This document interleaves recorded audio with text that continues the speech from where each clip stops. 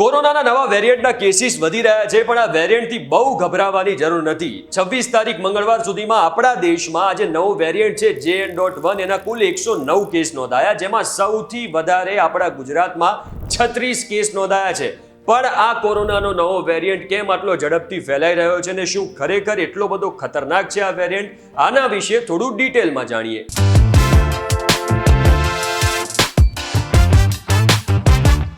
તમે આવી ગયા છો VTV Gujarati.com પર. મારું નામ છે હિમ ખત્રી. 41 દેશોમાં ફેલાયા બાદ જે આ નવો વેરિયન્ટ છે કોરોનાનો, જેનું નામ છે JN.1, એ હવે ભારતમાં પણ આવી ગયો છે. એણે ભારતમાં પણ દસ્તક આપી દીધી છે. આ વેરિયન્ટ ઓમિક્રોનના સબ વેરિયન્ટ BA.2.86 થી બનેલો છે. 17 ઓગસ્ટ 2023 યુરોપના લક્ઝમબર્ગમાં JN.1 વેરિયન્ટનો પહેલો કેસ નોંધાયો હતો અને 8 ડિસેમ્બર 2023 આપણા ભારતના કેરળમાં આ વેરિયન્ટનો પહેલો કેસ નોંધાયો હતો. WHO ના અનુસાર JN.1 સબ વેરિયન્ટના સૌથી વધારે cases France, America, Singapore, Canada, Britain અને સ્વીડનમાં નોંધાયેલા છે. હવે જે આ વેરિયન્ટ છે ને JN.1, એ અમેરિકામાં સૌથી વધારે ફેલાયો છે અને 4 મહિનામાં અંદાજે 41 દેશમાં આના કેસીસ નોંધાઈ ચૂક્યા છે. વધારે પડતા મ્યુટેશનના કારણે આ જે વેરિયન્ટ છે એ વધારે સંક્રામક છે, એટલે કે વધારે ઝડપથી ફેલાય છે. વધારે પડતું મ્યુટેશન એટલે આ વેરિયન્ટ વારે વારે એનું રૂપ બદલતો રહે છે.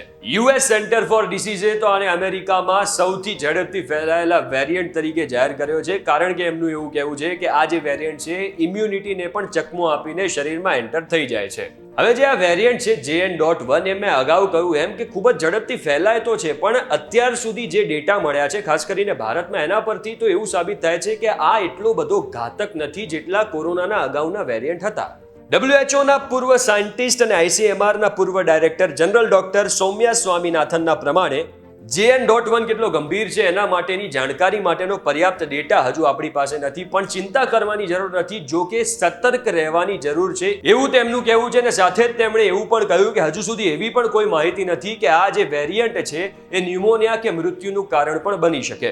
હવે આ વેરિયન્ટથી જો કોઈને કોરોના થાય છે તો એના લક્ષણો પણ હજુ સુધી જે સામે આવ્યા છે એ ખૂબ જ કોમન છે, જેમ કે માથું દુખાવું, ગળામાં બળતરા થવા, તાવ આવવો, ઉલટી થવી, એવા કોમન લક્ષણો જ સામે આવ્યા છે. થોડા દિવસો પહેલા WHO એ પણ આ જે વેરિયન્ટ છે JN.1 એને વેરિયન્ટ ઓફ ઇન્ટરેસ્ટ જાહેર કર્યો હતો અને એવું કહ્યું હતું કે આ ઝડપથી ફેલાઈ તો રહ્યો છે પણ એટલો ઘાતક નથી. પણ સાથે WHO એ એડવાઇઝરી પણ જાહેર કરી હતી ને એવું પણ કહ્યું હતું કે ભીડભાડવાળી જગ્યા પર માસ્ક પહેરીને જવું જોઈએ અને ધ્યાન રાખવું જોઈએ.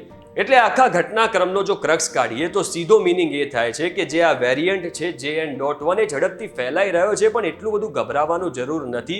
જેમ આપણે પહેલા ધ્યાન રાખતા હતા, માસ્ક પહેરતા હતા, વારે વારે હાથ ધોતા હતા, એ જો ફરીથી શરૂ કરી દઈશું તો આ વેરિયન્ટની એટલી બધી અસર નહીં થાય. જો આજના ડેલી ડોઝના એપિસોડ તમને કામનો લાગ્યો હોય તો વિડીયોને શેર કરજો, લાઈક કરજો અને આવા જ અન્ય ઇન્ફોર્મેટિવ વિડીયો માટે જોડાયેલા રહેજો VTV Gujarati.com સાથે.